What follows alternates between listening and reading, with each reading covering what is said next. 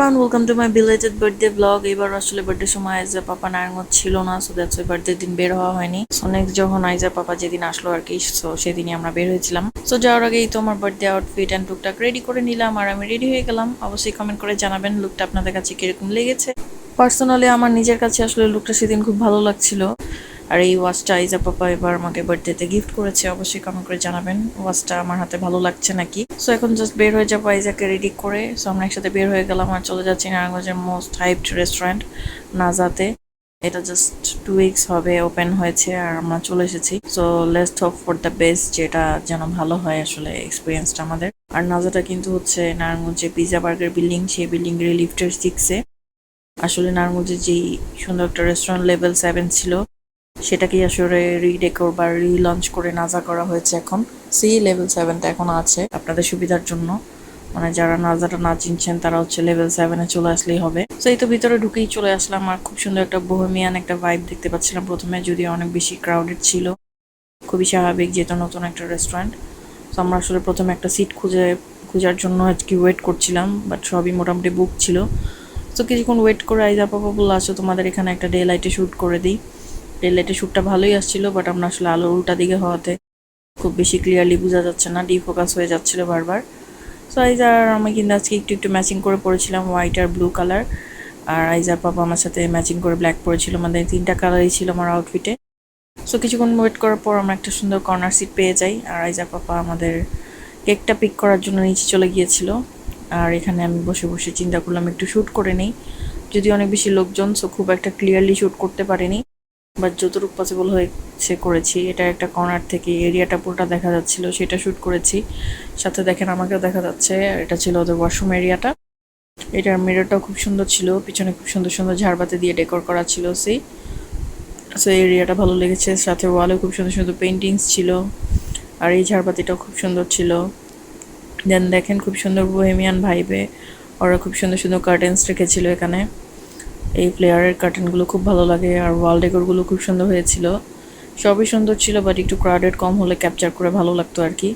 But লোকজনের কারণে আমি প্রপারলি করতে পারছিলাম না। সো ফাইনালি ওদের সবচেয়ে সুন্দর স্পেস হচ্ছে এই মিরর এরিয়াটা, বাট এখানেও আসলে অনেক লোকজন ছিল, সো আমি বেশিক্ষণ স্টে করিনি।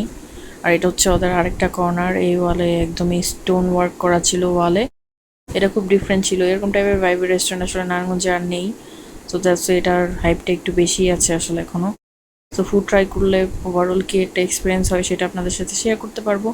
সো চলে আসলাম আমাদের সিটে, আমাদের সিটের থেকে এই ভিউটা দেখা যাচ্ছিল আসলে, মানে আমাদের সিটের সামনের ওয়ালগুলো আর নিচের ফ্লোরিংয়ের ডিজাইনগুলো এরকম ছিল।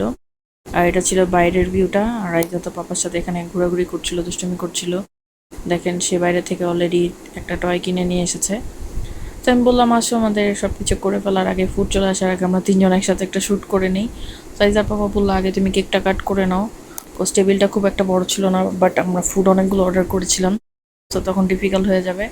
সো আগেই চিন্তা করলাম সুন্দর করে শ্যুট করে নিয়ে। এটা একটা আপুর পেজ থেকে নেওয়া ছিল আমার কেকটা, আর কেকটা হুবহু আমার আউটফিটের কালারের সাথে ম্যাচ ছিল, কজ আমি ওকে আউটফিটের কালারটা পাঠিয়েছিলাম। আর আইজা পাপা একটা স্পেশাল শ্যুট করে দিয়েছিল আমাকে, সেটা করার সময় আসলে দেখেন কি কি হয়েছে, হাসাহাসি করছিলাম আসলে, তাও খুব সুন্দর করে এডিট করতে পেরেছিলাম ফাইনালি। খুব একটা ড্রিমি একটা শ্যুট ছিল এটা আমার। সাইজা পাপাকে বললাম চলে আসো তুমি আমাদের এই সাইডে, সো একসাথে আমরা 3জন মিলে কেকটা কেটে নিই। যদিও ট্রাইপড ছিল, বাট এত বেশি সামনে ছিল যে খুব একটা ক্লিয়ারলি কেকটা দেখা যাচ্ছে না, সো আমাদের 3জনকে জাস্ট দেখা যাচ্ছিল। সো আমি কেকটা হাতে নিয়ে নিয়েছিলাম। এটা ছিল একটা কাপ থিমের একটা কেক আর কি। সো কাপ কেকটাই একটা ছোট করে কেটে আইজাকে খাইয়ে দিলাম, আইজাকে বসে বসে খাচ্ছিল। আর অতক্ষণে ফুড আসার আগে আমাদের সামনে যে ওয়ালটা ছিল, এটাতে খুব সুন্দর হ্যান্ডওয়ার্ক করা ছিল, মানে ওয়ালে সেটার সামনে শ্যুট খুব সুন্দর আসছিল। সো আমার আউটফিটটা ভালো লাগছে নাকি অবশ্যই কিন্তু কমেন্ট করে জানাবেন। আর আইজার পাপা আর একটু ঘোরাঘুরি করছিল আইজাকে নিয়ে, আর আমি ওখানে ঘুরে ঘুরে একটু একা সেলফি শট নিয়ে নিচ্ছিলাম, কোথাও আজকের মেকআপটা আমার নিজের কাছে খুব ভালো লাগছিল। আর ফাইনালি আমাদের ফুড চলে আসলো, খুব একটা সময় লাগেনি, হাফ অ্যান আওয়ার ভিতরে সার্ভ করেছে। অ্যাপিটাইজার আমরা চিকেন নান বানটা অর্ডার করেছিলাম।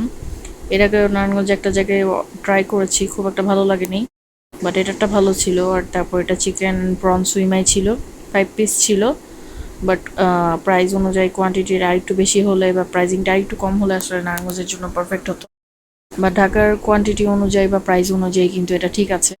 আর আইজার পাপা এখানে একটা সি ফুড স্যুপ অর্ডার করেছিল। সো এখন আমাদের ফুড ট্রাই করার পালা।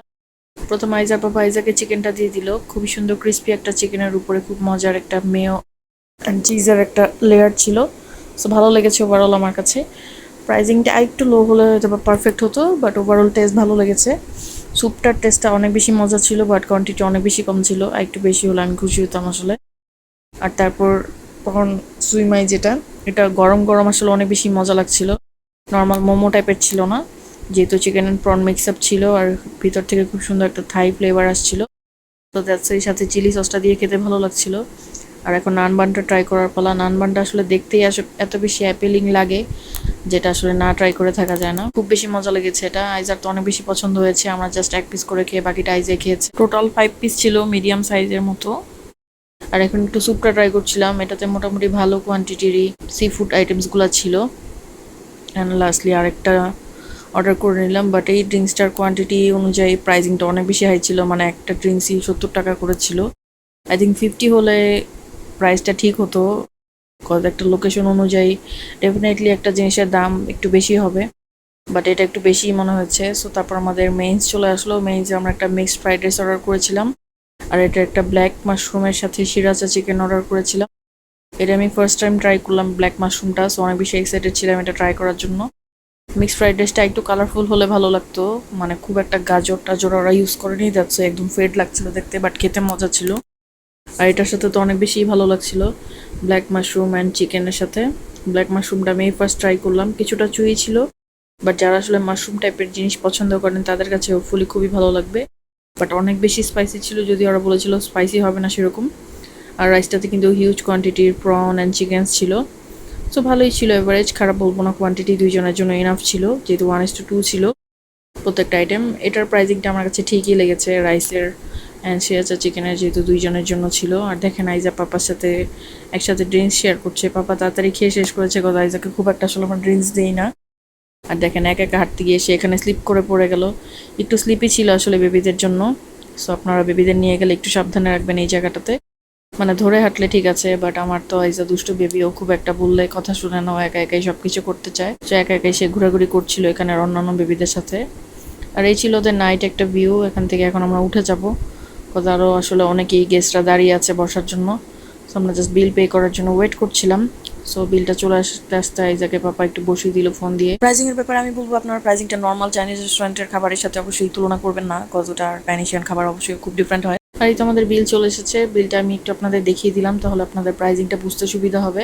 সো তারপর এখন জাস্ট চলে যাওয়ার আগে আইজা পাবো বলে এই সুন্দর স্পেসটাতে একটু বসো, যদি শুট খুব একটা ভালো আসেনি, কজ এটার উপর থেকে আসলে লাইট ছিল না, জাস্ট কর্নারগুলোতে ছিল, আর গাছের কারণে ডিরেক্টলি শুটটা আসছিল না।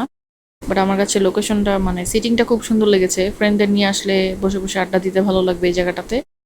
সাইজা পাপাকে বললাম তুমি বসো, আইজা যেহেতু আসছে না, আইজা একা একাই আসলে ঘোরাঘুরি করছিল, সাইজার পাপাকে নিয়ে শুট করছিলাম। আইজার পাপা তো আইজার দিকেই নজর, যে ও কোথায় আছে। সো আমি এই ওয়ালটাতে সামনে গিয়ে দাঁড়ানোর পর আইজা বাবা ছোট একটা জাস্ট শুট করে দিয়েছিল। ওয়ালটার সামনে পিকচারগুলো ভালো এসেছে। আর দেখেন এখানে সে ফ্রেন্ড বানিয়ে ফেলেছে আরো দুইটা বেবি আর একটা আন্টিকে, ওদের সাথে অনেকক্ষণ বসেছিল। সে নাকি উঠতেই চাচ্ছে না এখান থেকে, এখানেই নাকি থাকবে। সো অনেক কষ্টে একটু মিররটা খালি হওয়ার পর আমরা একটা ফ্যামিলি শুট নিতে পেরেছি, মানে কন্টিনিউয়াসলি এখানে লাইন থাকে লোকজন এসে শুট করার জন্য। আর এখন জাস্ট আমাদের বের হয়ে যাওয়ার পোলা। ওভারঅল আমি বলবো খারাপ না, ভালোই একটা এক্সপিরিয়েন্স ছিল, কজ ফুড ভালো লেগেছে আমাদের কাছে। প্রাইসিংটা একটু হাই হতেই পারে, cause as a new restaurant plus pan Asian restaurant নারায়ণগঞ্জে আর কোথাও নেই, বাট ফুডিংটার প্রাইজিংটা যদি আর একটু কিছুটা কমিয়ে আনা হয়, হোপফুলি নারায়ণগঞ্জের লোকজনের জন্য ভালো হতো আর কি। ওভারঅল ভালো এক্সপিরিয়েন্স ছিল। That was it for today. ব্লগটা ভালো লাগলে লাইক কমেন্ট দিয়ে পাশে থাকবেন। আল্লাহ হাফেজ।